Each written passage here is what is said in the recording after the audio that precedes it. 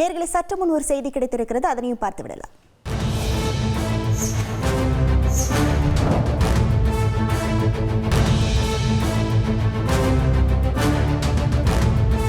வரும் 11ஆம் தேதி மாமல்லபுரத்தில் வன்னியர் சங்க மாநாடு நடைபெற இருக்கிறது. இதனை முன்னிட்டு செங்கல்பட்டு மாவட்டத்தில் டாஸ்மாக் கடைகளை மூட செங்கல்பட்டு மாவட்ட ஆட்சியர் உத்தரவு பிறப்பித்திருக்கிறார்.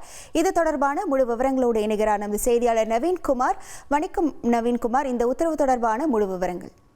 வணக்கம். அதாவது பாட்டாளி மக்கள் கட்சியின் வன்னியர் சங்கம் சார்பாக வரும் மே 11ஆம் தேதி மாமல்லபுரம் அடுத்த திருவிழந்தை பகுதியில வன்னியர் இளைஞர் எழுச்சி சித்திரை மொழிநிலவு பெருவிழா மாநாடு நடைபெறுகிறது.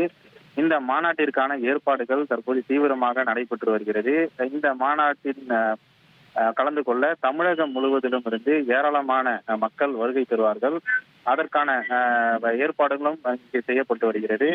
இந்த நிலையில் காவல்துறையினர் பல்வேறு கட்டுப்பாடுகளை இந்த மாநாட்டிற்காக விதித்திருந்தனர். இந்த நிலையில் செங்கல்பட்டு மாவட்ட ஆட்சியர் ஒரு உத்தரவு பிறப்பித்திருக்கிறார். அந்த உத்தரவில வரும் மே 11ஆம் தேதி செங்கல்பட்டு மாவட்டத்தில் உள்ள அனைத்து டாஸ்மாக் மதுபான கடைகளும் மூடப்பட வேண்டும் என ஒரு உத்தரவு பிறப்பித்திருக்கிறார்.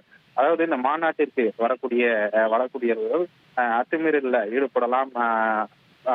அதன் காரணமாக மது கடைகளை மூட அவர் உத்தரவிட்டிருக்கிறார். அதே போல சட்டவிரோதமாக அன்றைய தினம் மது பானம் விற்பனை செய்பவர்கள் மீது கடுமையான நடவடிக்கை எடுக்கப்படும் எனவும் அவர் தெரிவித்திருக்கிறார்.